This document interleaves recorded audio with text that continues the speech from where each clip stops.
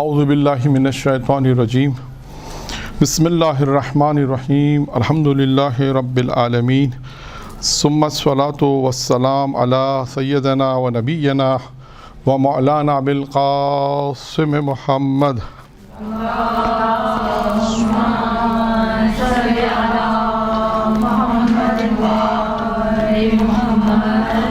وأهل بيته الطيبين الطاهرين المعصومين المنتخبين الميامين اما بعد۔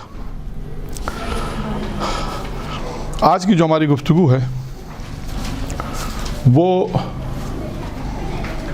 قرآن مجید کی بہت ساری آیات اس موضوع پر آپ کو ملیں گی کہ جن میں سے ایک آیت میں پڑھ دیتا ہوں کہ ان الذین آمنوا وعملوا الصالحات لهم جنة النعیم خالدین فیہا وعد اللہ حقا وهو العزیز الحکیم۔ سورہ مبارک لقمان کی آیت نمبر 5 ہے کہ جس میں اللہ یہ ارشاد فرما رہا ہے کہ وہ لوگ جو لوگ ایمان لائے ہیں اور عمل صالح انجام دیتے ہیں ان کے لیے جنت ہے اور خالدین فیہا یہ اسی میں رہیں گے، اللہ کا وعدہ حق ہے، اللہ عزیز الحکیم ہے۔ یہ آیت میں بہت ساری چیزیں ہیں لیکن اس میں جو ہمارا موضوع جو ہے وہ ہے کہ ایمان اور عمل صالح جو انجام دیتے ان کو پروردگار کہاں بھیجے گا؟ جنت میں بھیجے گا۔ سورہ توبہ کی آیت نمبر 111 اس کو بھی آپ مطالعہ کریں، اس کو بھی میں بیان کر دیتا ہوں۔ 111 سورہ توبہ آیت نمبر 111 کہ ان اللہ اشترى من المؤمنین انفسهم واموالهم بان لهم الجنہ، کہ اللہ خریدتا ہے، خریدار ہے مومنین سے۔ کس چیز کا خریدار ہے؟ ان کے نفسوں کو اور ان کے مال کو۔ انفسهم یعنی نفس، اموالهم یعنی مال۔ کس کے بدلے میں خریدتا ہے؟ کس کے بدلے میں؟ بأن له الجنہ، جنت کے بدلے میں۔ یعنی اللہ خریدار ہے کہ اللہ مومنوں کے نفسوں کو اور مالوں کو خریدتا ہے کس کے بدلے میں؟ جنت۔ تو یہ ذہن میں رکھیں، یہ دو آیت اسی طرح مختلف آیت کریمہ آپ کو ملیں گی۔ آج کا ان دو آیتوں سے موضوع آپ کے ذہن میں اگر مجھے نہیں معلوم کیا آتا ہے، اصل میں ہم نے موضوع آج کا جنت کے متعلق کہ جنت میں انسان اگر جائے اور جانا چاہتا ہے نہیں جانا چاہتا؟ جی دیکھیں، اول تو انسان مرنے پر راضی نہیں ہے نہیں ہے؟ اول تو انسان مرنے پر راضی نہیں ہے۔ اگر آپ کسی سے پوچھیں بھائی مرنے کا کیا پلان ہے تو کیا کہے گا جواب میں؟ برا مانے گا نہیں، جواب میں کہے گا تم مرو میں کیوں مروں؟ معمولاً تو یہ جواب دے گا، ایسا ہی ہے نہیں ہے؟ تو اولاً تو انسان کا مرنے کا کوئی پلان نہیں ہے۔ اس کی بھی وجوہات ہیں، موضوع نہیں ہے، پھر کبھی انشاءاللہ بیان کریں گے ایسا کیوں ہے، کہ کیا وجہ ہے ایسا ہے، کیوں انسان مرنے پر تیار نہیں ہوتا۔ ایک بات یہ تو ایک الگ موضوع ہے، اصل موضوع دوسرا ہے کہ انسان مرنے کے بعد جس جگہ جانا چاہتا ہے اس جگہ کا نام کیا ہے؟ جنت۔ اب سوال ہے کہ جنت میں جانے کے لیے وہ ایک الگ موضوعات ہیں، وہ بھی موضوعات ہیں۔ آج ہمارا موضوع ہے جنت اور جہنم کے دروازوں پر کیا لکھا ہے، یہ موضوع ہے۔ جنت کے کتنے دروازے ہیں؟ ایک سوال۔ جہنم کے کتنے دروازے ہیں؟ دوسرا سوال۔ اور جنت اور جہنم کے دروازوں پر کیا لکھا ہے، یہ سوال ہے۔ آج کا جو درس ہے وہ یہی ہے، عنوان ہے۔ اس سے پہلے جو دو آیت میں نے پڑھی جن کا ترجمہ کیا اس سے متعلق دیکھیں، اس کے متعلق بھی دو چند کئی روایات ہیں جس میں امیر المومنین علیہ الصلوۃ والسلام ارشاد فرماتے ہیں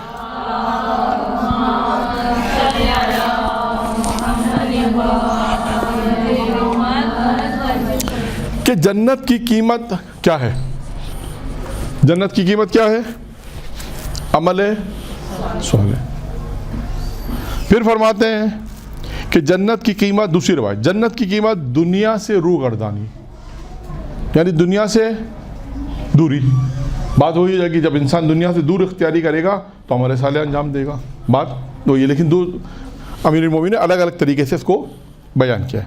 پھر ایک اور روایت ہے امیر المومنین کی کہ جو شخص اپنی جان کو جنت کے علاوہ کسی اور چیز کے بدلے میں بیچے گا تو اس پر مشکلات سخت ہو جائیں.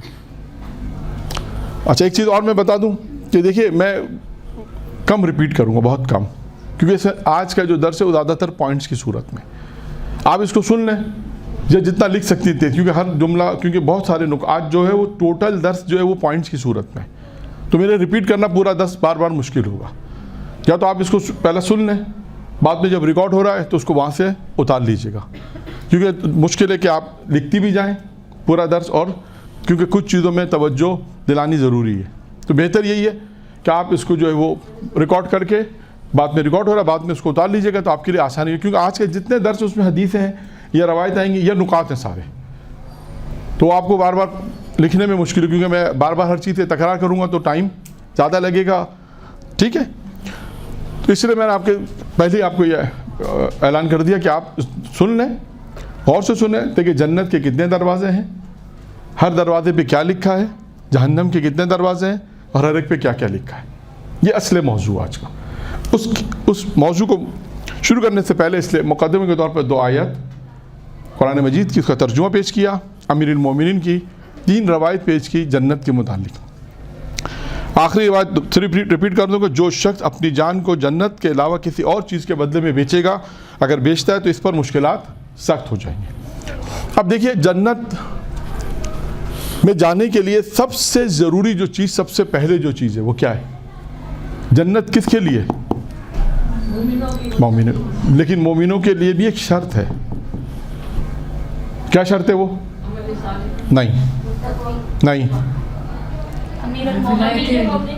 ہاں، امیر المومنین کی ولایت شرط ہے. اس کے بعد ہی ساری چیزیں قبول ہے. ولایت کے بعد جتنی چیزیں آپ نے بیان کی، تقوی، نماز، روزہ، حج، زکوٰۃ، تمام عبادات، یہ کس کے بعد ہے؟ ولایت مومنین کے بعد ہے. تو پہلی چیز کیا شرط ہے؟ ولایت. اب آئیے دیکھیں، جنت یعنی اس کا مطلب یہ ہو کہ جو جنت تقسیم کرنے والا ہے اس کی محبت ہوگی تو وہ جنت آپ کے حصے میں آئے گی. ایک نقطہ. دوسرا ہے کہ ہم چاہتے ہیں کہ جنت میں جائیں، جیسا آپ نے سب نے بیان کیا، مرنے کے بعد کیا خواہش ہے؟ جنت میں جائیں. اور جنت کی کیا خواہش ہے؟ اگر جنت سے پوچھیں، جنت سے پوچھیں وہ کیا ہے؟ اس کی خواہش کیا ہے کہ علی میرے پاس آئے. یعنی جنت فخر کرتی ہے امیر المومنین کے اوپر. اور آسان انداز میں کہہ دوں، یعنی جنت کی خواہش ہے 4 شخصیتیں فخر کرتی ہے، اس میں ابو ذر، مقداد، سلمان اور امیر المومنین. یہ روایت پہ ہے کہ جنت مشتاق ہے ان 4 شخصیت کی. مشتاق سے کیا ہونا ہے؟ دیدار ہے.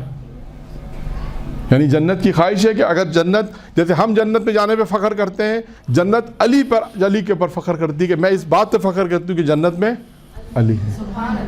اور لیکن جنت کو یہ نہیں معلوم کہ اس کو تقسیم کرنے والا بھی علی ہے. ٹھیک ہے، یہ ایک مقدمہ تھا کہ فضائل، 2-4 نقطے جنت کے حوالے سے، کہ ویسے پوری ایک گفتگو ہے جنت کے اوپر. خیر، یہاں تک تھوڑی سی گفتگو ہم نے بیان کی کہ جنت تقسیم کرنے والا کون، جنت کس پہ فخر کرتی ہے، ہمیں اگر جنت میں جانا ہے تو پہلے کس کی محبت ہونی چاہیے. ایک قرآنی آیت میں ہم نے بیان کیا، 2 آیتیں پیش کی. پہلی آیت کا ترجمہ یہ تھا کہ ایمان اور عمل صالح کے لیے جنت ہے، اسی میں رہیں گے. پھر اس کے بعد دوسری آیت میں اللہ جو ہے وہ خریدتا ہے مومنوں کے نفسوں کو، مال کو خریدتا ہے جنت کی عوض میں. اب آئیے، اور یہ روایت ہے عبداللہ ابن مسعود سے، وہ کہتے ہیں کہ رسول خدا حضرت محمد مصطفیٰ صلی اللہ علیہ وآلہ وسلم نے فرمایا،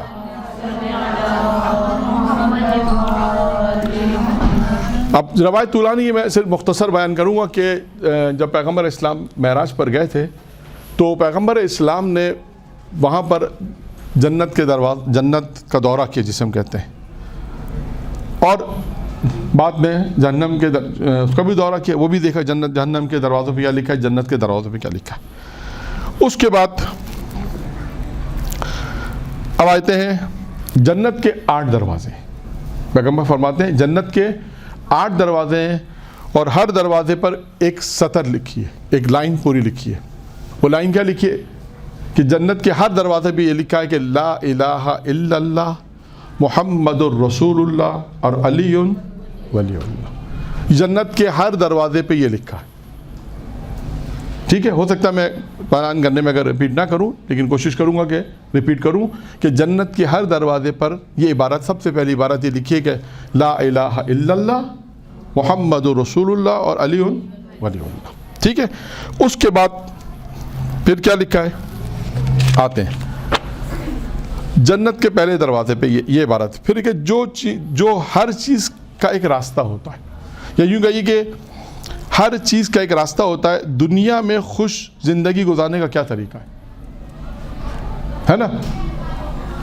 آپ کو کیوں مثال دوں کہ دیکھیں ہر چیز کا کوئی نہ کوئی حل ہوتا ہے، کوئی راستہ ہوتا ہے۔ تو دنیا میں اگر انسان اچھی زندگی گزارنا چاہتا ہے تو کیا کرے؟ یہ سوال ہے۔ پیغمبر اسلام نے کہا جنت کے پہلے دروازے پہ لکھا ہے اگر کوئی دنیا کے اندر اچھی زندگی گزارنا چاہتا ہے تو 4 کام کرے۔ کتنے کام کرے؟ 4 کام کرے۔ نمبر 1 کیا ہے؟ قناعت۔ قناعت کسے کہتے ہیں؟ کم پر اکتفا کرنا۔ اور اس کی اور کیا تعریف کریں گے؟ اس پہ راضی و خوش رہنا۔ اور جی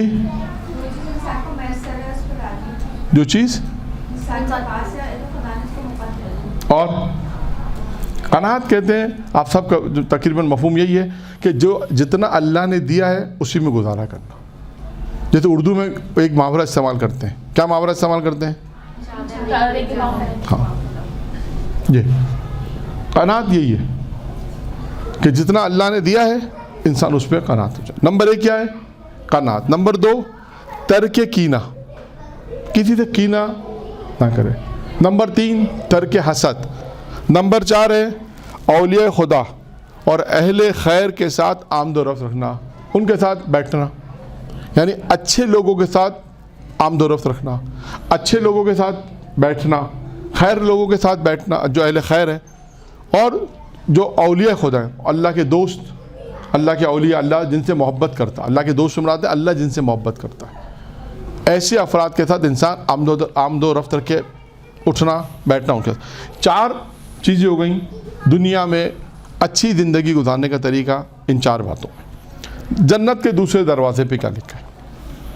کلمہ وہی ہے جو میں نے عرض کیا، وہی جملہ لکھا ہے لا الہ الا اللہ محمد رسول اللہ علی ولی اللہ، یہ لکھا ہے۔ اس کے بعد اب کوئی چاہتا ہے آخرت میں، کوئی چاہتا ہے کہ آخرت اچھی ہو، جیسے دنیا میں گزارنے کا طریقہ آ گیا۔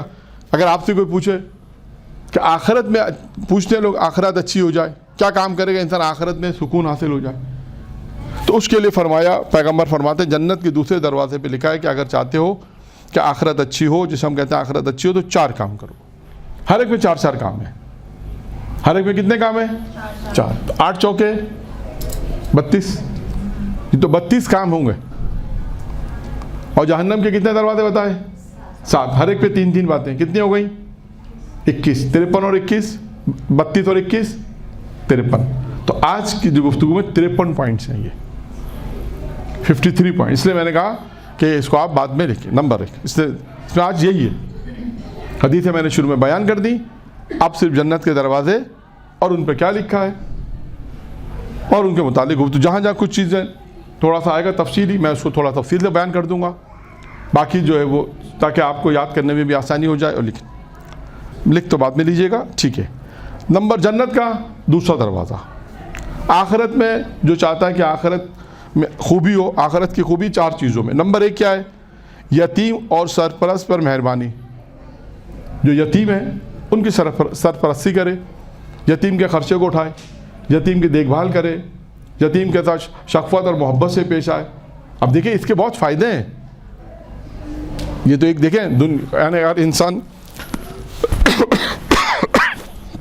اگر انسان دنیا کے اندر یتیم کے ساتھ مہربانی کر رہا ہے، मोहब्बत से पेश आ रहा है, यतीम का खर्चा उठा रहा है।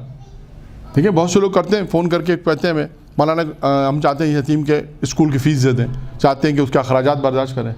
इसका नतीजा क्या नहीं कि फ़ायदा क्या नहीं कि आखिरत के लिए ये बेहतर है।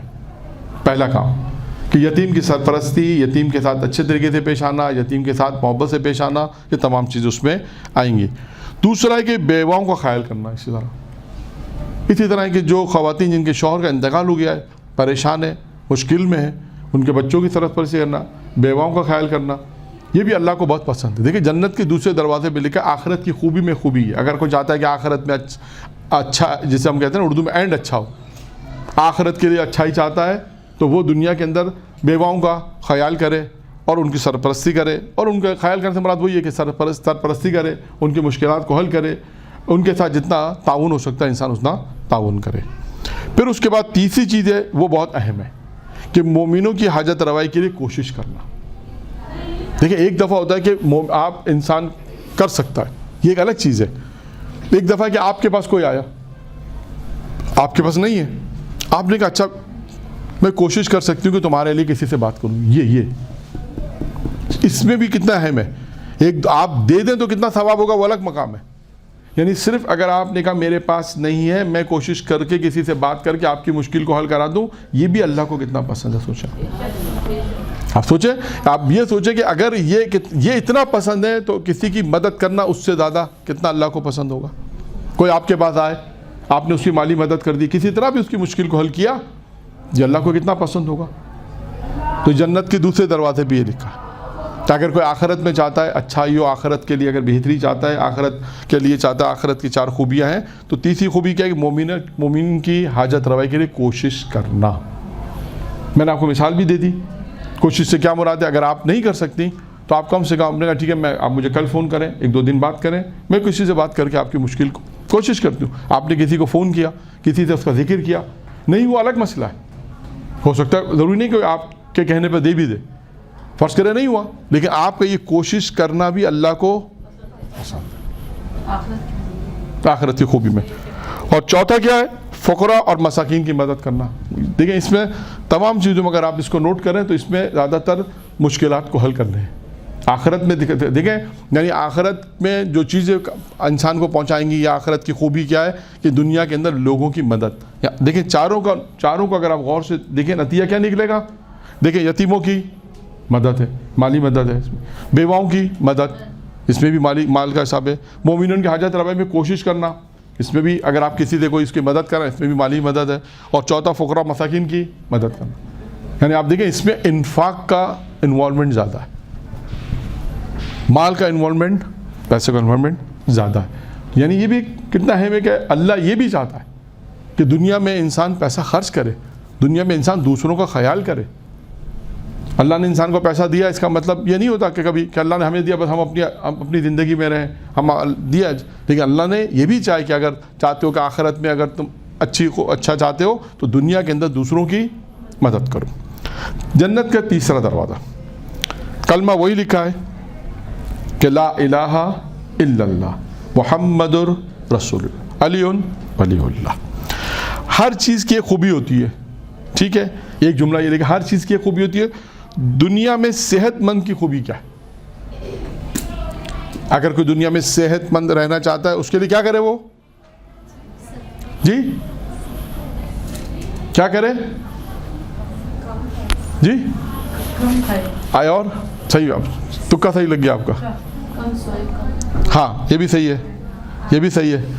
कम खाना, कम बोलना, कम सोना, कम ख्वाहिशात, हर चीज़ कम, हर चीज़।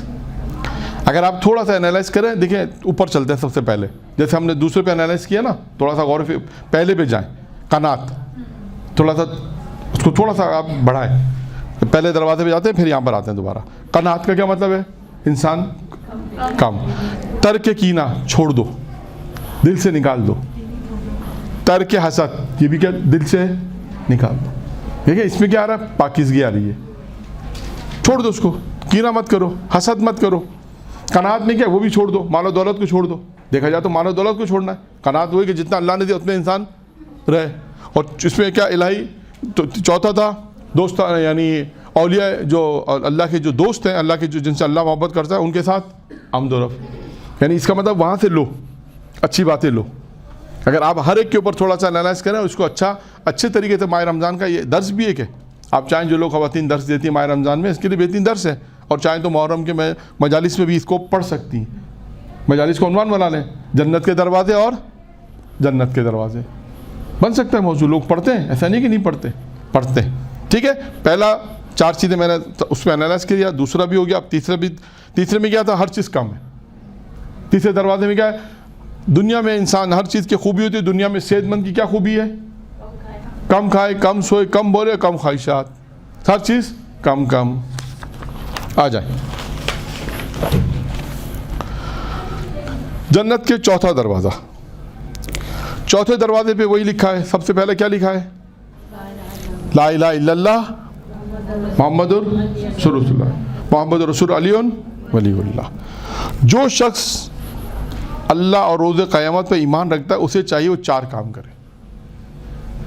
جو شخص اللہ اور روز قیامت پر ایمان رکھتا ہے, اسے چاہیے 4 کام. کیا کرے 4 کام؟ جو شخص اللہ اور روز قیامت, اب یہ دیکھیں یہ جملہ تکرار ہوگا. یعنی یہ جملہ کون سا جملہ, جو شخص اللہ پر اور روز قیامت میں ایمان رکھتا ہے, اسے 4 کام. پہلا کام کیا کرنا چاہیے, مہمانوں کا احترام کرے اور ان کی مہمان نوازی کرے. یہ امیر المومنین کو بہت پسند ہے, روایت پہ ہے نا, کیا امیر المومنین کو یہ بہت پسند ہے. یعنی کیا چیز پسند ہے, مہمان نوازی. میں نے شاید پہلے بھی عرض کیا تھا, یاد نہیں ہے, یا آپ کی کلاس کی دوسری کلاس میں, کہ جب مہمان آتے ہیں تو ہم مہمان سے کیا پوچھتے ہیں, آپ یہ پوچھتے کیا کھائیں گے, تو پھر بھی احترام ہو گیا نا. تو پھر تو احترام نہیں, ہم مہمان سے یہ پوچھتے ہیں کہ آپ کھانا کھا کر آئے ہیں یا گھر جا کے کھائیں گے.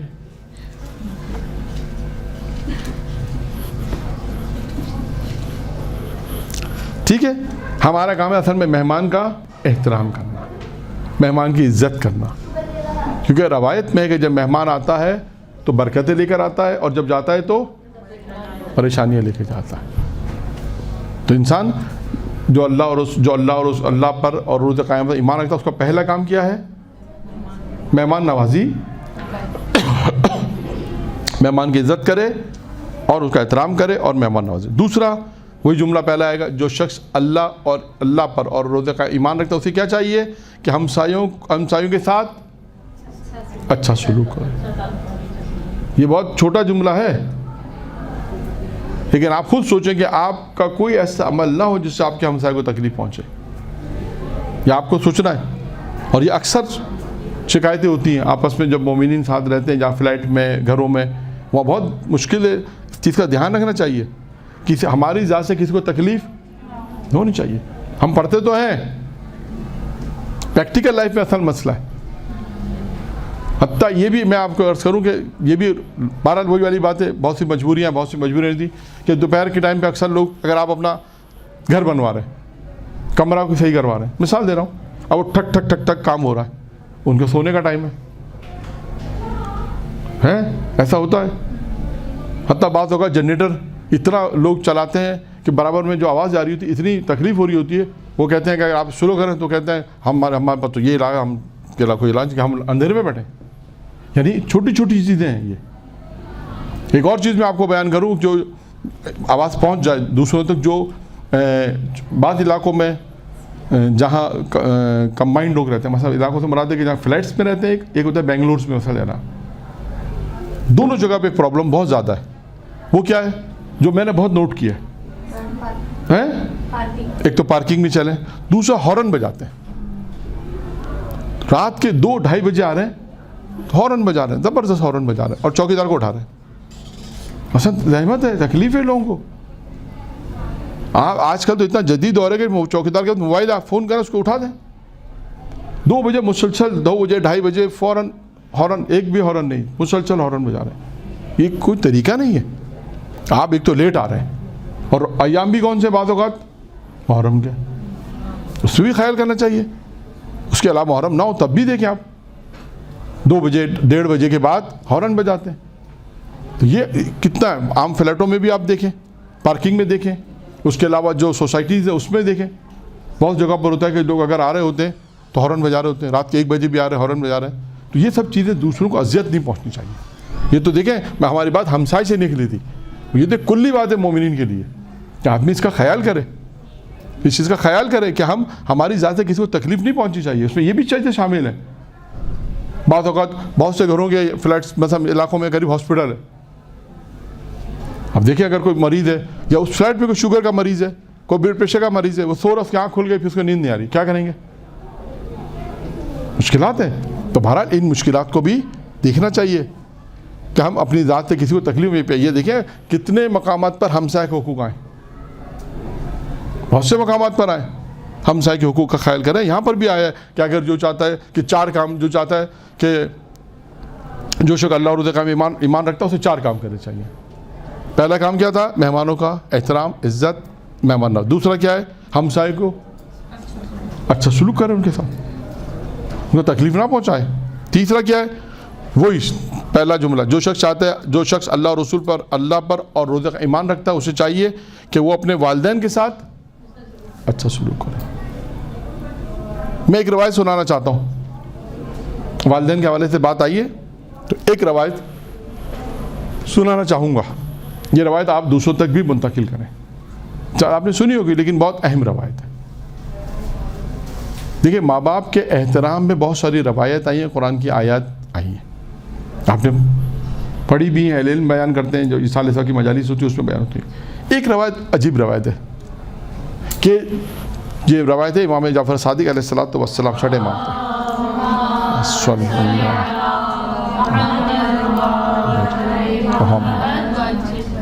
دیکھیں ماں باپ کے لیے قرآن نے جو لفظ استعمال کیا کہ انہیں اف تک بھی نہ کہو.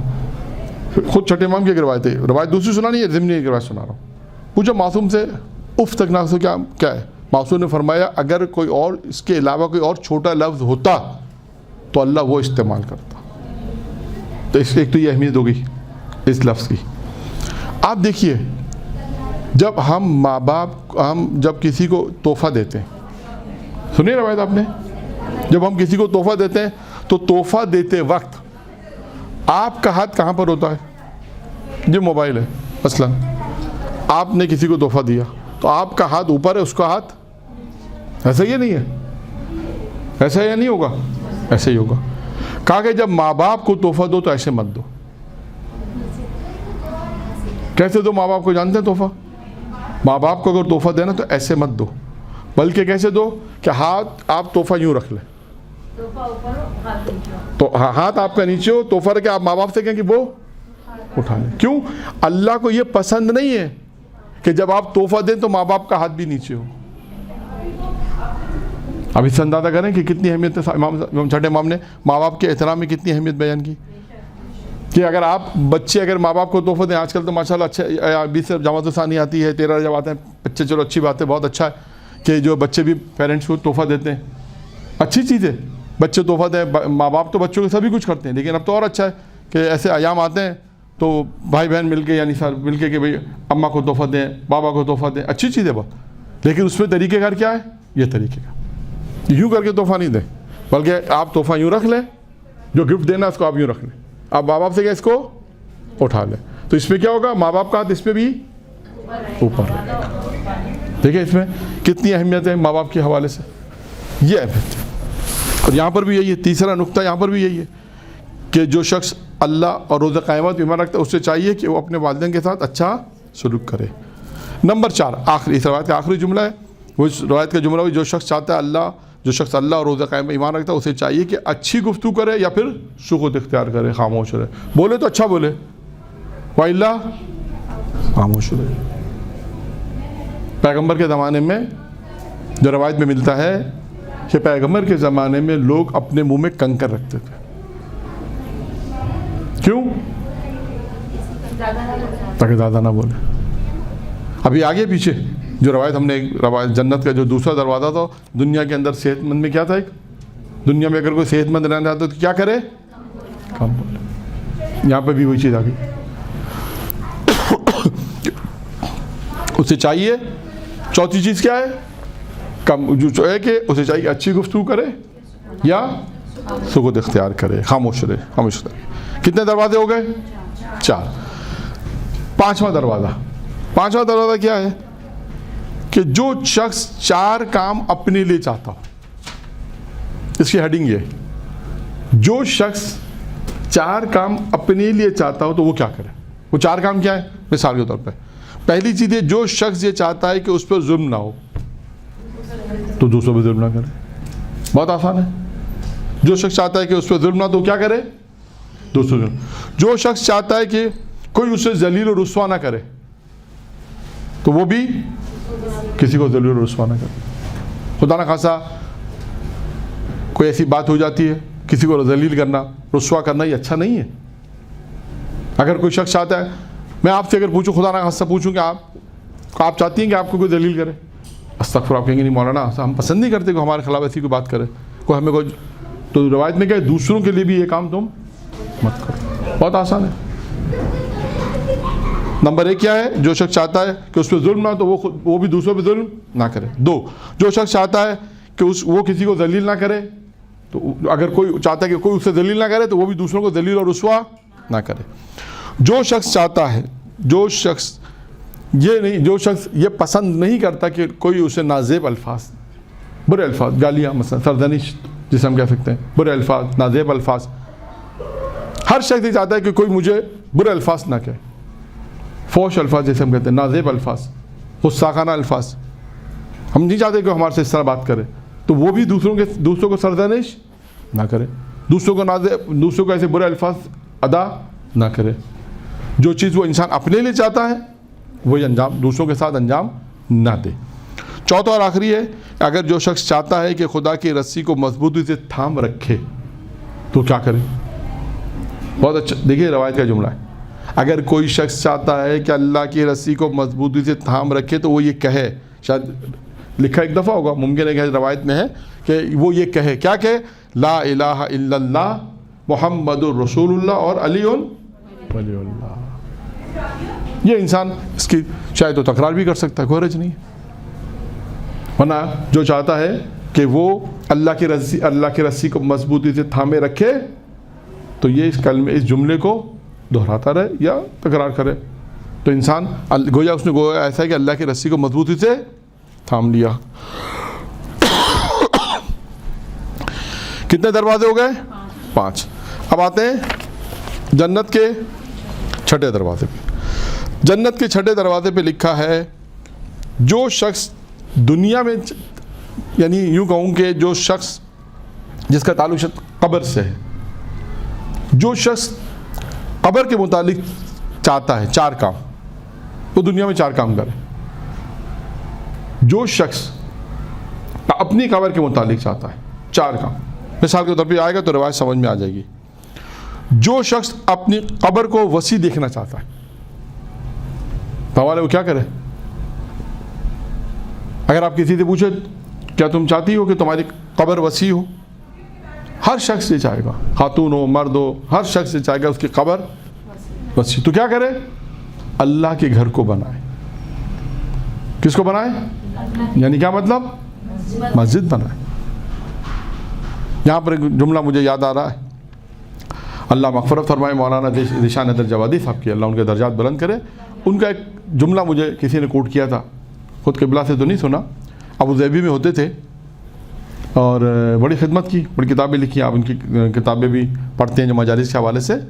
उनका जुमला मैंने सुना है, किसी ने कोट किया था कि एक शख्स ताजिर उनके पास आया और कहा कि क़िबला, दुनिया में जहाँ भी मैं जाता हूँ ना, मेरे हर जगह एक घर है बनाया मैंने, जहाँ जाता हूँ मुझे कोई तकलीफ़ नहीं होती जाने की, जहाँ जाता हूँ वह हर घर मौजूद है, मुझे कोई परेशानी नहीं है। जहाँ भी दुनिया में मेरे 8-10 जितने भी ममालिक होंगे उसमें तजारत के लिए जाता हूँ।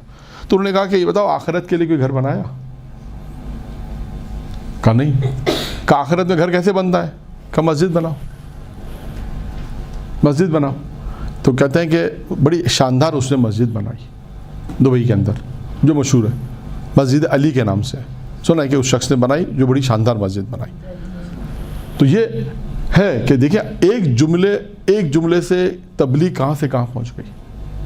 कभी कभी 1 घंटे की बात लोगों की समझ में नहीं आती, लेकिन कभी एक जुमला दिल पे उतर जाता है। तो वो ये تو یہاں پر مسجد سے مجھے بات یاد آئی کہ جو شخص، اس کا مطلب ہے کہ آخرت کے لیے گھر بناؤ، انہوں نے ایک مثال دی. تو یہاں پر وہی ہے، جو شخص یہ آخرت کی ابتدا شروع کہاں سے ہوتی ہے؟ نہیں، آخرت کی قبر دنیا سے، آخرت کی ابتدا دنیا سے ہوتی ہے، قبر سے. امام موسیٰ کاظم علیہ الصلوۃ والسلام فرماتے ہیں،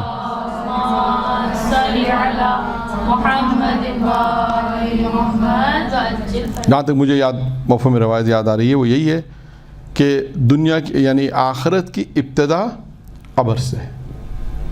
آخرت کی جو پہلی منزل ہے قبر سے ہے. جب انسان قبر میں جاتا ہے دنیا سے رابطہ ختم ہو جاتا ہے. لیکن کن لوگوں کا رابطہ رہتا ہے؟ رابطہ رہتا ہے نہیں رہتا. واٹس ایپ میسیج نہیں آتے لیکن رابطہ رہتا ہے. واٹس ایپ میسیج تو نہیں آ سکتے وہاں پر، لیکن رابطہ کون سا؟ عمل صالح، صدقہ جاریہ، نیک عمل. یہ مسجد بنائی، جب مسجد بنائی تو قبر وسیع ہو گئی. جتنے بھی دنیا میں نیک عمل انجام دیے ہیں اور وہ صدقہ جاریہ ہیں، آپ کا رابطہ ان سے، وہ نیکیاں آپ کی چل رہی ہیں، کام آ رہی ہیں. تو پہلی چیز کیا ہے؟ جو اپنی قبر کو وسیع کرنا چاہتا ہے، وسعت دینا چاہتا ہے، اسے چاہیے کہ وہ مسجد بنائے. 2، جو شخص چاہتا ہے کہ اس کی قبر میں کیڑے نہ ہوں، یعنی اس کے بدن کو کیڑے نہ کھائیں. بہت آسان جملہ، یعنی اس کے بدن کو کیڑے نہ کھائیں. اسے چاہیے کہ مساجد میں جھاڑو دے. عورتیں کیا کریں؟ عورتیں مساجد میں نماز پڑھنے جاتی ہیں؟ کیا کریں گا؟ نہیں، مساجد میں نماز پڑھنے جاتی ہیں؟ نہیں جاتی؟ جاتی ہیں. ہاں، جتنی بھی جاتی ہیں بالآخر جہاں جاتی ہیں، جو پورشن آپ کے حصے میں اس کو جھاڑو دیں. ہے کراچی کی بہت زیادہ نہیں ہے البتہ، لیکن جہاں بھی ہے. اور کبھی ایسا ہوتا ہے کہ مسجد میں بہرحال یہ ایک ہے نہیں، امام بارگاہ کے الگ ہے، امام بارگاہ کے مسائل الگ ہیں، مسجد کے مسائل الگ ہیں. تو یہ مسجد کا ذکر ہے. لیکن وہ خواتین کا جو حصہ اگر مسجد میں آتا ہے، نہیں اور بھی ہے، میں آپ کو بتاؤں، نیر رضویہ میں، مسجد محمدی ڈیرہ میں عورتوں کی جماعت وہاں ہوتی ہے، نیر رضویہ میں وہاں جماعت ہوتی ہے. نہیں، ہاں ایک بار لگائیں یا مسلسل لگائیں وہ الگ مسئلہ ہے، لیکن البتہ یہ مشکل ہے خواتین، کیونکہ اکثر جگہ جماعت خواتین کی نہیں ہوتی ہے. مشکل ہے، میں نہیں کہہ رہا ہوں کہ آسان ہے، لیکن جہاں موقع مل جائے، مثلا آپ اس کو یوں کہہ لیجئے، جہاں موقع مل جائے. مثلا کے طور پہ آپ نیر رضویہ کسی سے ملنے گئیں، فرض کر لیتے ہیں، تو آپ نے کہا وقت نماز کا، چلو مسجد چلتے ہیں، وہاں عورتوں کی خواتین نماز ہوتی ہے. تو آپ گئیں، آپ کو موقع مل گیا، آپ نے وہاں کا صفائی کر لیتے ہیں. چلو مثلا محمدی ڈیرہ گئیں، مجلس میں گئیں، کسی کام سے گئیں، جہاں جہاں آپ کے علم میں ہے کہ یہاں نماز جماعت جو ہے خواتین کی بھی جماعت ہوتی ہے، تو وہ آپ کو مسجد میں جانے کا چانس مل جاتا ہے، تو وہاں صفائی کرنے کا چانس بھی مل جائے گا. اس طرح مثلا جو میرے نالج میں ہو سکتا ہے، اور بھی جگہ ہوں، لیکن میرے نالج میں 2-3 جگہیں تھیں جو میں نے آپ کو ذکر کر دیا. کبھی ایسا بھی ہو سکتا ہے کہ آپ یہ بھی کر سکتی ہیں، مثال کے طور پہ کہ کہیں کہ اس کا ثواب بہت ہے. ہم نے روایت میں پڑھا ہے کہ آپ ہفتے میں ایک دن ہم 4-5 خواتین جو ہے آپ جہن سزا ہٹ جاتے ہیں، بعض اوقات مسجد خالی ہوتی ہے، ہم چاہتے ہیں کہ ہم جھاڑو دیں، ہو سکتا ہے دروازے سارے بند کر دیں، جائیں جھاڑو دے کر آ جائیں. یہ بھی ہو سکتا ہے. سارا دن تو مرد نہیں ہوتے مسجد میں، صبح کے اوقات میں نہیں ہوتے. مثلا بعض ایسے ٹائمنگ ہے جس میں اکا دکا کوئی نمازی آتے ہیں، ورنہ نہیں ہوتے بعض اوقات، تو اس ٹائمنگ میں جا کر یہ کام انجام دیا جا سکتا ہے.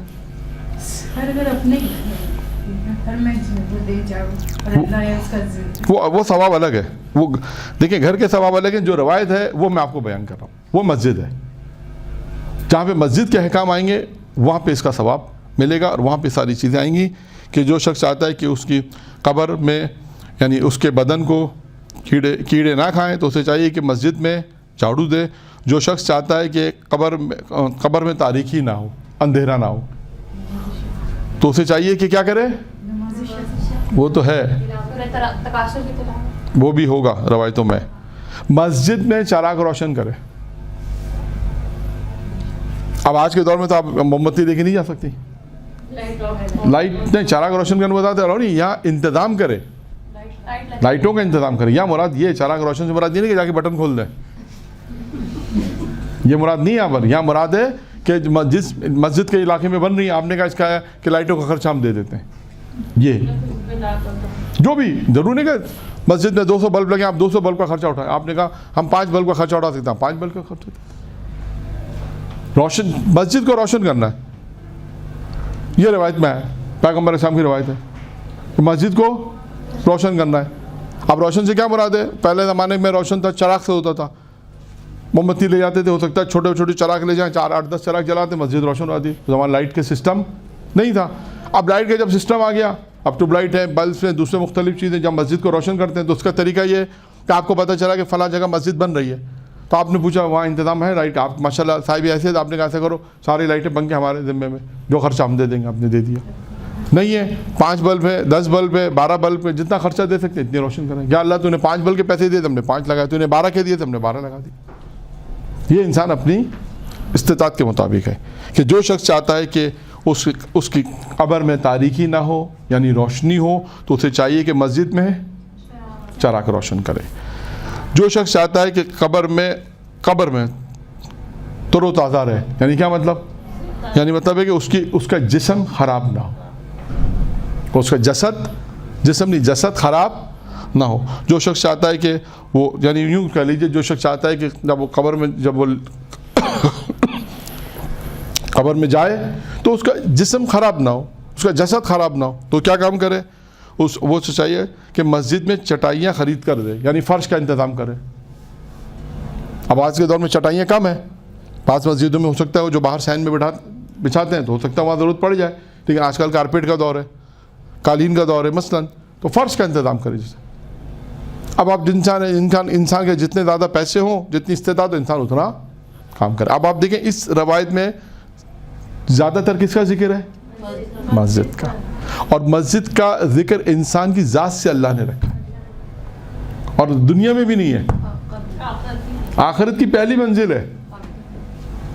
और जो सबसे ज़्यादा ख़तरनाक लोग डराते हैं, कब्र में बिच्छू आएगा, कब्र में ये होगा, कब्र में वो होगा, है ना, कि लोग बताते थे सांप आएंगे, बिच्छू आएंगे, तो वो भी अपनी जगह पे सही है। ऐसा नहीं कि आपके मौलाना खुदा खासा वो गलत, नहीं, जो रवायत है वो सब यही है कि इंसान उन तमाम चीज़ों का सेफ साइड क्या है कि इंसान नेक आमाल लेके जाए। सेफ साइड यही है कि इंसान नेक आमाल लेके जाएगा तो वो तमाम चीज़ें जो आएंगी उनसे इंसान महफूज। वो अज़ाब है, वो अज़ाब है जो आपका जो रवायत मरने के बाद जो है ना, कब्र में जब इंसान जाता है, वो रवायत है ना कि जब जाता है तो 6 नूर आते हैं। सुनिए रवायत आपने, सुनिए ना, तो उसमें 6 नूर आते हैं, और तमाम तरफ से जब अज़ाब आता है ये नूर दिफा करते हैं। वो 5 नूर, एक सीने पे सबसे ज़्यादा कवी नूर सीने पर होता है, उन 5 से पूछता है, वो 5 अपना तारुफ कराते हैं, कहते हैं नमाज, रोज़ा, हज, ज़कात, कसिले रहमी, सब तारुफ कराते हैं। फिर 5 उससे पूछते हैं तुम कौन हो? होता है विलायत अली।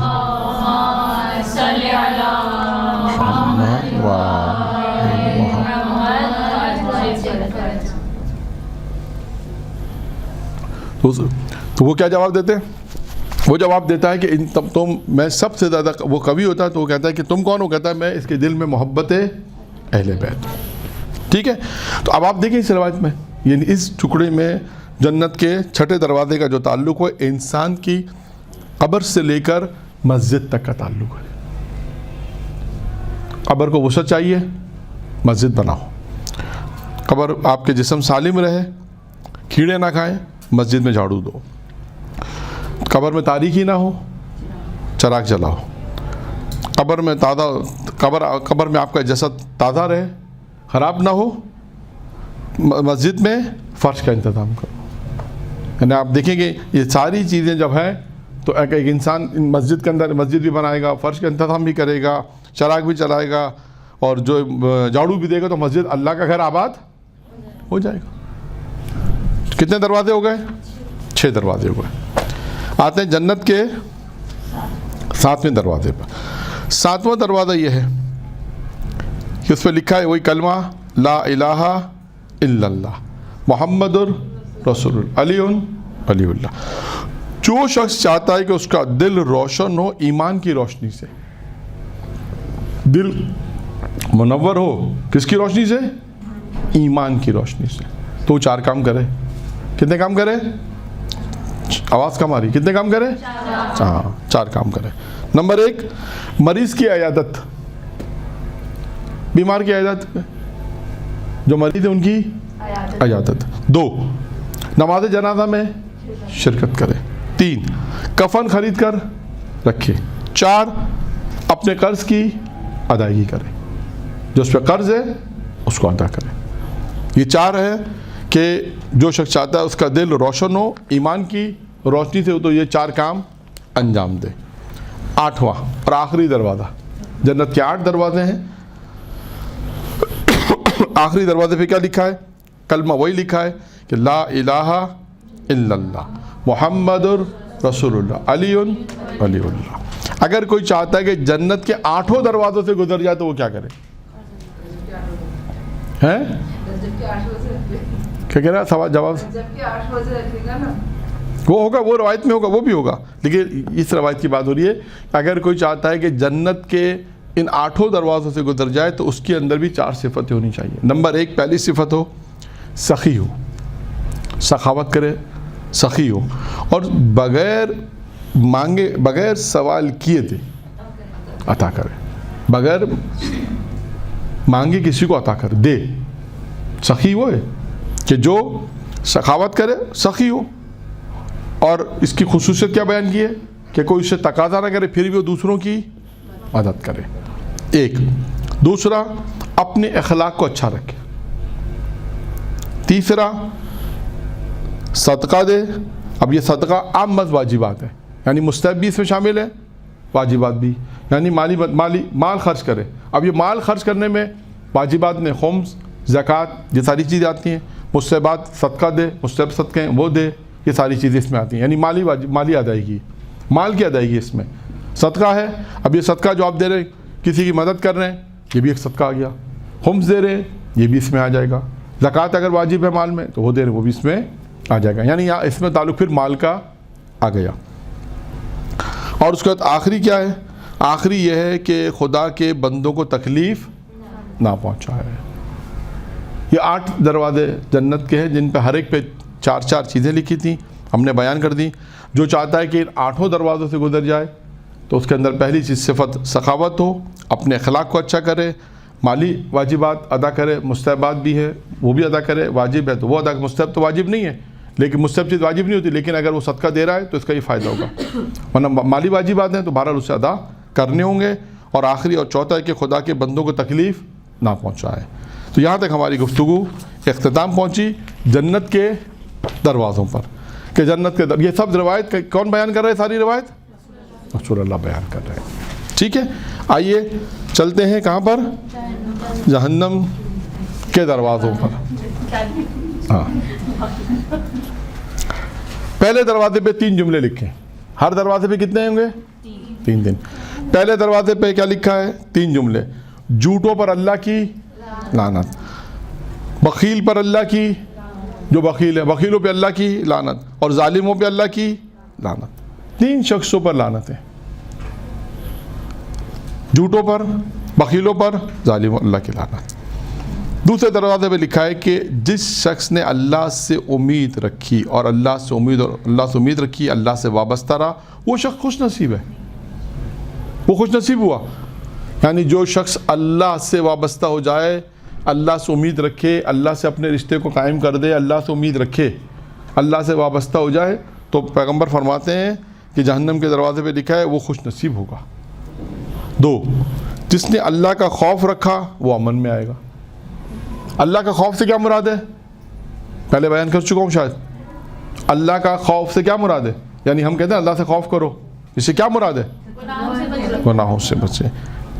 اور اگر جس نے اپنے آپ کو گناہوں سے بچایا، اللہ کا خوف رکھا، وہ امن میں آ گیا۔ اور تیسرا جملہ ہے ہلاک ہونے والا ہے اور دھوکہ کھانے والا ہے وہ شخص جس نے غیر اللہ سے امید رکھی اور غیر اللہ کا خوف رکھا، یعنی ہلاک ہے وہ شخص، دھوکہ کھاتا ہے وہ شخص جو غیر اللہ سے امید رکھتا ہے اور غیر اللہ سے خوف کھاتا ہے۔ یہ جنت کے دوسرے دروازے پہ 3 باتیں یہ لکھی ہیں۔ پہلے دروازے پہ 3 باتیں ہو گئیں، دوسرے دروازے پہ بھی 3 باتیں ہو گئیں۔ جہنم کے تیسرے دروازے پہ لکھا ہے، کیا لکھا ہے؟ جو شخص قیامت میں عریان نہیں ہونا چاہتا، عریان کسے کہتے ہیں؟ بے لباس کو، بہت آسان، اس کا نیم البدل لفظ ہے بے لباس۔ جو شخص چاہتا ہے کہ قیامت میں بے لباس نہ ہو, دنیا میں کیا کرے؟ لوگوں کو لباس دے. لوگوں کو دیکھیں لباس دینے کا فلسفہ کیا سمجھ میں آیا؟ جو آتے ہیں ساحل آتا ہے گھر پر, کوئی آتے ہیں مطلب کام کرنے والی آتی ہے یا کوئی بھی آتے ہیں کہ ہمیں لباس دے دو, یا ہمیں پتہ ہے کہ کہیں پہ لباس کی ضرورت ہے, ضرورت مند کو لباس دیں, تو اس کا فائدہ کام ملے گا قیامت میں آخر. یہ ہے کہ اس طرح لوگوں کی مدد, اگر دنیا میں اگر کوئی بے لباس ہے تو اگر انسان چاہتا ہے کہ قیامت میں اگر با لباس وارد ہو تو دنیا کے اندر وہ دوسروں کو لباس دے, تاکہ ایک پروردگار اس کے عوض میں کیا کرے گا؟ اس کو قیامت میں لباس عطا کرے گا. ٹھیک ہے. ایک جو قیامت کے دن پیاسا رہنا نہیں چاہتا تو کیا کرے؟ کہاں؟ دنیا میں لوگوں کو, دنیا کے لوگ پانی پلائے, تو دنیا میں پیاسوں کو پانی پلائے. جو شخص قیامت میں بھوکا رہنا نہیں چاہتا تو دونوں کو کھانا کھلائے. دیکھا آپ نے, یعنی دنیا کے کام کا تعلق کس سے ہے؟ آخرت سے. لباس, پانی, کھانا, یہ تین چیزیں بیان ہوئی ہیں اس میں, اور یہ تین چیزیں بہت سخت ہیں انسان کی قیامت میں. جہنم کے دروازے پہ لکھا ہے, لوگوں کو کھانا کھلائیں کتنا ثواب ہے, لوگوں کو لباس دیں کتنا ثواب ہے, لوگوں کو پانی پلائیں کتنا ثواب ہے. اب ہر ایک چیز پہ ایک موضوع ایسا ہے جس پہ آپ تقریر تیار کر سکتی ہیں, ہر موضوع ایسا اس میں. لیکن ہمارا موضوع تقریر نہیں ہے, ہم تو آپ کے سامنے یہ صرف فہرست بیان کر رہے ہیں ابھی کہ جنت کے دروازے, جہنم کے دروازے, کس پہ کیا کیا لکھا ہے, یہ آپ کی نالج میں آ جائے تاکہ آپ کو پتا ہو کہ جنت کے دروازے پہ کیا, دنیا میں کیا کرنا ہے تو جنت کے دروازے پہ. خدا نہ خاصا جہنم کے دروازے پہ دیکھا اللہ نے پہلے ہی بتا دیا. اگر کوئی چاہتا ہے کہ دنیا آخرت کے اندر پیاسا نہیں آنا چاہتا, وہاں پیاسا رہنا نہیں چاہتا, دنیا میں پانی پلا. کوئی چاہتا ہے کہ وہاں بے لباس نہیں رہنا چاہتا, دنیا میں لباس. کوئی چاہتا ہے کہ میں قیامت میں بھوکا نہ رہوں تو دنیا میں کھانا کھلا. ٹھیک ہے. آتے ہیں کون سا دروازہ ہو گیا؟ چوتھا دروازہ. جہنم کے چوتھے دروازے پہ تین باتیں لکھی ہیں. اللہ اسے ذلیل کرے گا کہ جس نے اسلام کی توہین کی ہے. اسلام کی توہین کوئی اللہ کی, اللہ اسے ذلیل کرے گا جس نے اسلام کی توہین کی. ایک, اللہ اسے ذلیل کرے گا جس نے نبی پاک یعنی حضرت محمد مصطفیٰ صلی اللہ علیہ وآلہ وسلم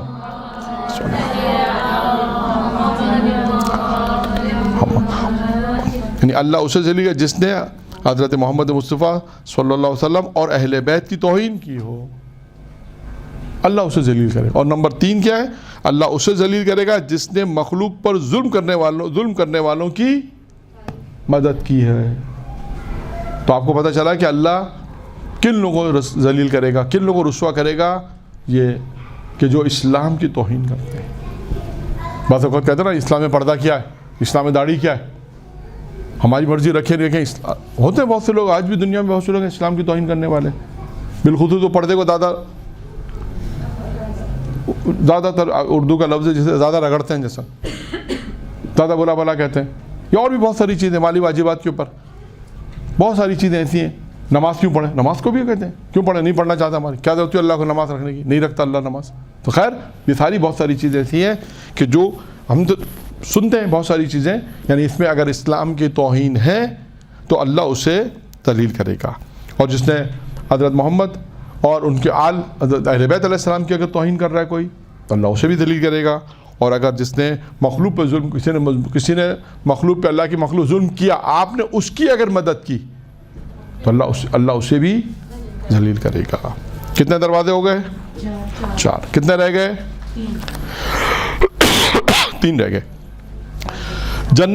جہنم کے 5ویں دروازے پہ لکھا ہے خواہشات نفسانی کی پیروی نہ کرو کیونکہ خواہشات نفسانی کی پیروی ایمان کی مخالف ہے.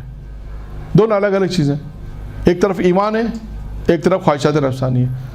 اگر آپ نے خواہشات نفسانی کی پیروی کی تو اس کا مطلب ہے آپ نے ایمان کی مخالفت کی. پیغمبر فرماتے ہیں خواہشات نفسانی کی پیروی نہ کرو کیونکہ یہ ایمان کے مخالف ہے.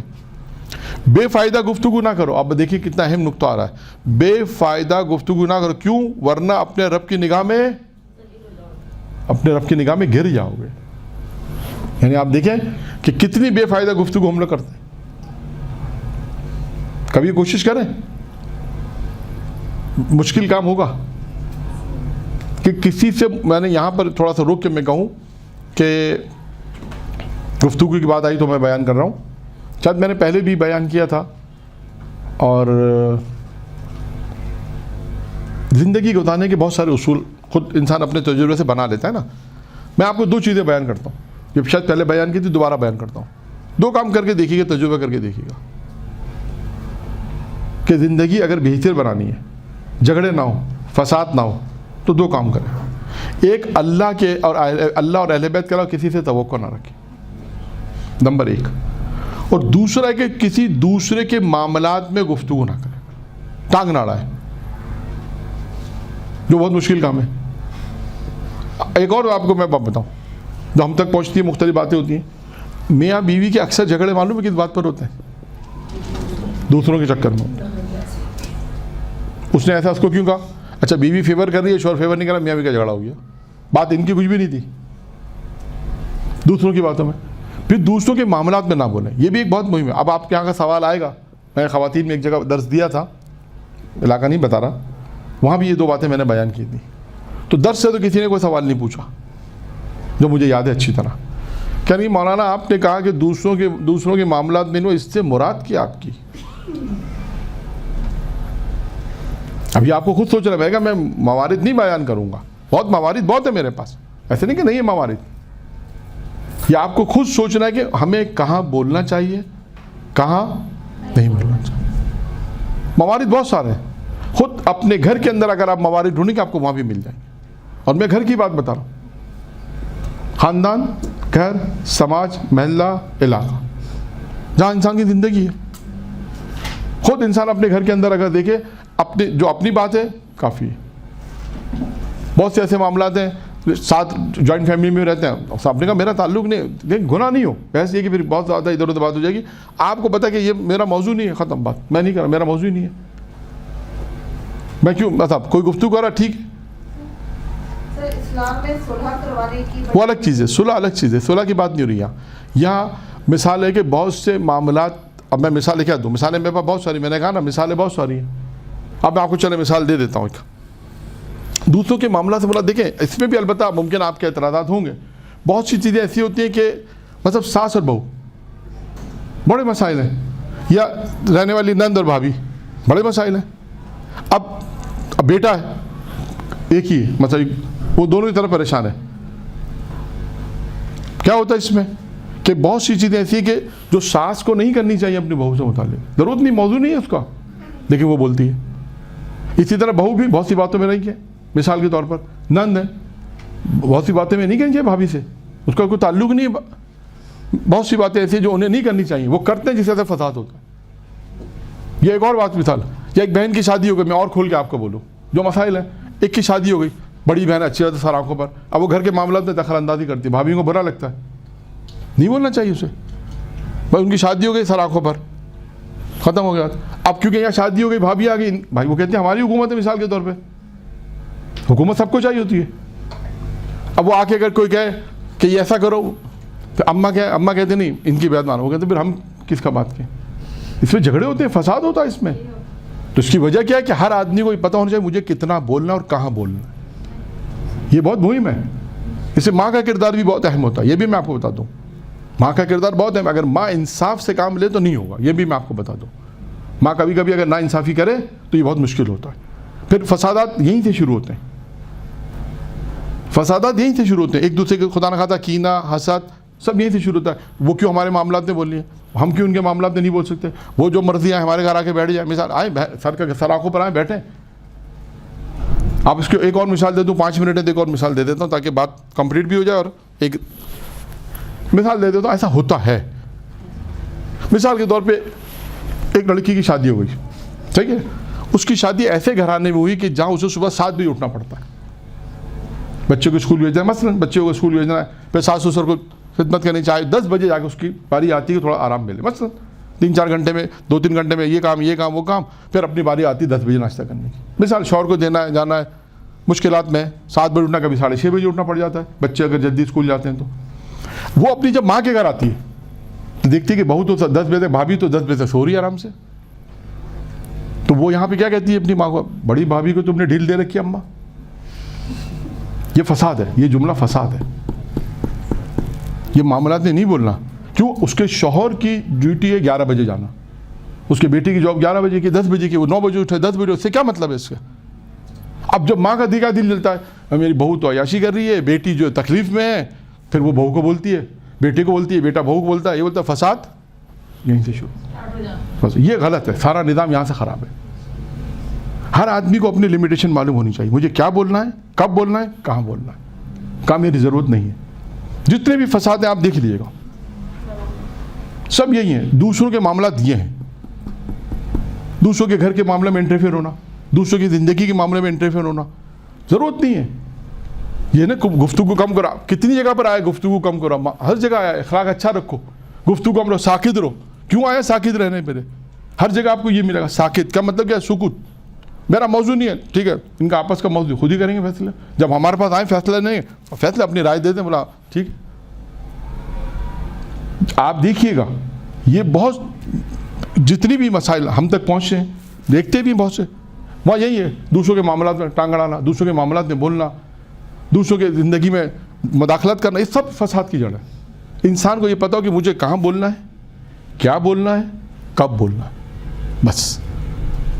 دوسروں کے معاملات میں، حتیٰ اپنے گھر کے معاملات میں، حتیٰ بعض اوقات میاں بیوی، بعض اوقات مثال کے طور پہ اب شوہر سوشل ورک ہے، بیوی پوچھتے کس کا فون آیا، اس کا تعلق نہیں پوچھنے کا کس کا فون آیا، جانتی نہیں ہے، اچھا آپ نے اس کو کیا دیا، اس کا تعلق ہی نہیں پوچھنے کا اس کو کیا دیا، یہیں سے فساد شروع ہوتا ہے۔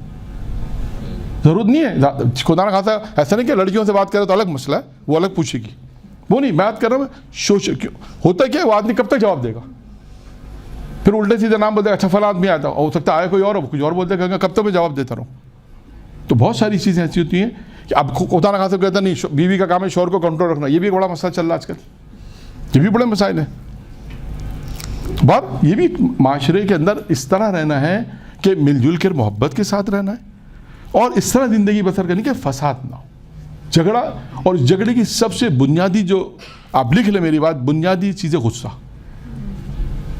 اس سے میں ایسے کام شیطان کرا دیتا ہے کہ ساری زندگی پشیمان آدمی رہتا ہے، ساری زندگی، چاہے آپ جتنا سوری بول دیں، وہ سوری کوئی فائدہ نہیں دیتی، اس وقت معذرت ہو جاتی ہے، فرض کریں معذرت ہو گئی، لیکن ساری زندگی وہ لفظ جو بولے گئے ہیں، زبان سے ادا ہوئے ہیں، ساری زندگی تیر کی طرح دلوں پہ جا کے لگ جاتے ہیں، چاہے وہ سگے بھائی بہن ہوں، چاہے میاں بیوی ہوں، خدا نہ خاصا ماں باپ ہوں، یہ تمام چیزیں نقصان، سب سے بڑا نقصان جو چیز ہے وہ غصہ ہے۔ غصہ آئے گا 100% جگہ غلط، اور پھر کبھی مس انڈرسٹینڈنگ، کبھی کسی نے کسی کی پوری بات نہیں سنی، فوراً بولنا شروع ہوتے ہیں، باپ پوری بات تو میری سن لیں، پتہ چلا وہ ان کے فیور میں بولنا چاہ رہے تھے، آپ نے کہا اچھا میں بات نہیں کر، یہ بھی ہوتا ہے مس انڈرسٹینڈنگ، ابھی بات ہونی شروع نہیں ہونا، جو سنانا شروع کر دیا، اس نے کہا بھائی اب میری بات تو پہلا سن لیں، تو یہ بھی ہوتا ہے کہ انسان کا غصہ، یہ ساری چیزیں یہی ہے، سکوت یہی ہے، یا آپ کہیں گے اس کے موارد کیا ہیں، سکوت کے موارد یہی ہیں، ساکت، کہ انسان اپنی زندگی میں جتنی ضرورت ہے اتنا بولے۔ آپ دیکھیے گا پریکٹیکلی طور پہ بہت سی جگہوں پہ یہ چیز سکون ہے، زیادہ پنچات، جیسے ہم اردو میں پنچات بولتے ہیں، کیا بولتے ہیں ایک، اور اس کے علاوہ زیادہ پنچات کا لفظ استعمال ہوتا ہے میرا خیال ہے، اور کوئی لفظ استعمال ہوتا ہے تو پتہ نہیں، زیادہ پوچھ گچھ کرنا، زیادہ کسی کے معاملے میں، یہ سب چیزیں انسان کی زندگی میں پھر دوسروں کی پرائیویسی پتہ چلتی ہے، یہ بھی ایک مشکل ہوتا ہے۔ کچھ چیزیں لوگ چھپانا چاہتے ہیں، پتہ چلا انہوں نے ان کی بیوی کو بتایا، انہوں نے آ کے گھر میں سب کو بتا دیا، آسان بات خراب ہو گئی ساری۔ اللہ دوسروں کے رازوں کو چھپانا چاہتا ہے، یہ بھی ہے۔ تو خیر آپ کہیں کہ مولانا ایک جملے سے بات کافی لمبی تقریر ہو گئی، خیر بات کہاں پہ پہنچی تھی؟ چھٹے دروازے پہ کہاں پہنچے تھے؟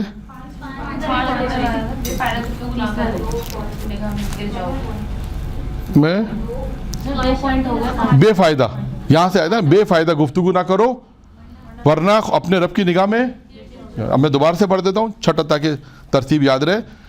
پانچویں دروازے پہ لکھا ہے کہ خواہشات نفسانی کی پیروی نہ کرو کیونکہ خواہشات نفسانی ایمان کے مخالف ہے، بے فائدہ گفتگو نہ کرو ورنہ اپنے رب کی نگاہ میں گر جاؤ گے، اور آخری کے ظالموں کی مدد نہ کرو کیونکہ جنت ظالموں کے لیے نہیں ہے۔ ٹھیک ہے، کتنے دروازے ہو گئے؟ 5۔ اصل پانچویں دروازے میں 3 چیزیں ہو گئیں۔ اصل جو میں نے 15 منٹ کے جو 10 منٹ کی جو باتیں کی وہ اصل موضوع تھا بے فائدہ گفتگو نہ کرو۔ اب آپ دیکھیں اس کا نقصان کیا ہے، نقصان کیا ہے اس کا؟ ابھی آئے تو لکھا تھا آپ لوگوں نے، اپنے رب کی نگاہ میں گر جاؤ گے، یہ بے فائدہ گفتگو کیا ہے، وہی ساری گفتگو جو میں نے آپ کے ماحول بتایا، یہ فائدہ بے فائدہ گفتگو یہی ہے جو معاشرے میں ہے۔ تیسرا پوائنٹ ہے کہ ظالموں کی مدد، ظالموں کے مددگار نہ بنو، ظالموں کے مددگار نہ بنو، کیونکہ جنت ظالموں کے لیے کیونکہ جنت ظالموں کے لیے نہیں ہے۔ چھٹے دروازے بھی کیا لکھا ہے؟ میں رب کی رضا، یہ بہت مشکل سے سمجھ میں آئے گا، میں ذرا غور دوبارہ پڑھوں گا اس کو۔ میں رب کی رضا ڈھونڈنے والوں پر حرام ہوں۔ کیا جملہ ہے؟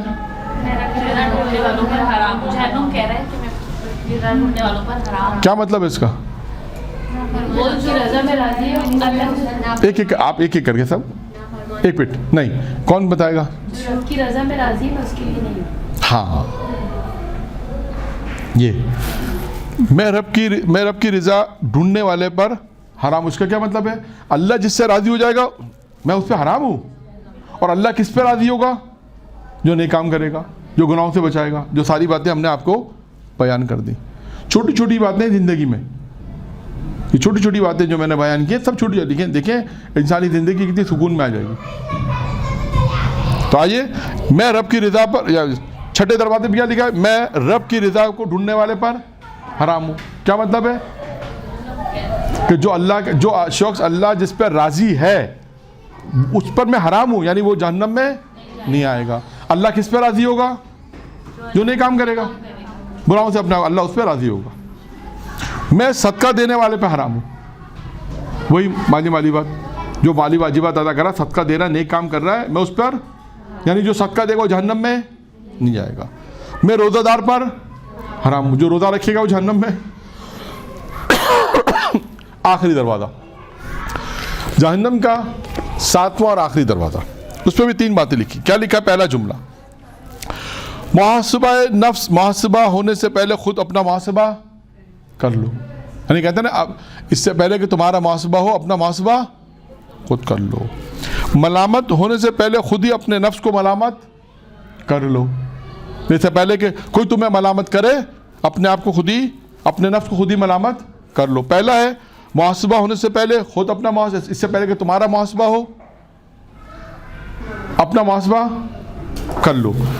ملامت ہونے سے پہلے خود ہی اپنے نفس کی ملامت کر لو۔ اور آخری میں ہے کہ خدا کے حضور پیش ہونے سے پہلے اسے پکار لو، خدا کے حضور پیش ہونے سے پہلے اسے پکار لو، اپنے رب کو یاد رکھو۔ وآخر دعوانا الحمدللہ رب العالمین۔